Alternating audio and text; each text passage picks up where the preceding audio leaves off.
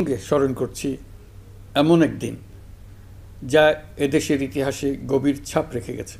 5ই August শুধু একটি বিশেষ দিবস নয়, এটি একটি প্রতিজ্ঞা, গণজাগরণের উপাখ্যান এবং ফ্যাসিবাদী শাসন থেকে জাতির পুনর্জন্মের দিন।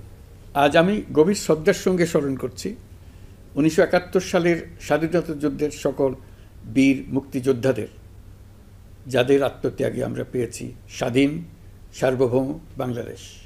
1971 সালে সাম্য, মানবিক মর্যাদা ও সামাজিক ন্যায় বিচার প্রতিষ্ঠার লক্ষ্যে এদেশের জনগণ সশস্ত্র মুক্তিযুদ্ধে অংশগ্রহণ করেছিল। লাখো প্রাণীর বিনিময়ে একটি স্বাধীন রাষ্ট্র প্রতিষ্ঠা হয়েছিল। কিন্তু স্বাধীনতার অর্ধশতাব্দী পরেও এদেশের মানুষ সুবিচার ও গণতন্ত্র থেকে বঞ্চিত হয়েছে, বৈষম্যের শিকার হয়েছে। 2024 সালের উত্তাল জুলাই ছিল বাংলাদেশের ইতিহাসে এক সংকটময় অধ্যায়, 16 বছরের পুঞ্জীভূত ক্ষোভের বহিঃপ্রকাশ।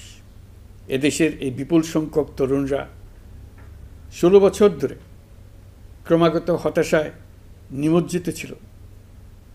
ভালো ফলাফল করেও চাকরির জন্য ক্ষমতাসীনদের দুয়ারে দুয়ারে ঘুরেছে। চাকুরিকে ঘিরে তৈরি হয়েছিল দুর্নীতি, স্বজনপ্রীতি আর তদবির বাণিজ্য। যে তরুণ ঘুষ দিতে পারেনি, এলাকার মাফিয়াদের সঙ্গে সখ্য গড়ে তুলতে পারেনি, তার চাকরি হয়নি। সরকারি চাকরিতে বৈষম্যমূলক কোটা পদ্ধতি, যেটা মূলত ছিল দুর্নীতি ও স্বজনপ্রীতির আরেকটা হাতিয়ার, এর বিরুদ্ধে তরুণ সমাজ দীর্ঘদিন ধরে প্রতিবাদ বিক্ষোভ করলেও ফ্যাসিবাদী শাসকের টনক নড়েনি। দীর্ঘ এই সময় প্রতিটি সেক্টরে মাফিয়াতন্ত্র কায়েম করে একটি সুবিধাভোগী শ্রেণী তৈরি করা হয়েছিল, যারা আর্থিক ও অন্যান্য সুবিধার বিনিময়ে স্বৈরাচারের পক্ষে কথা বলবে, কাজ করবে। স্বৈরাচারের পক্ষের সঙ্গী হলেই তার চাকরি হবে, কাজ মিলবে।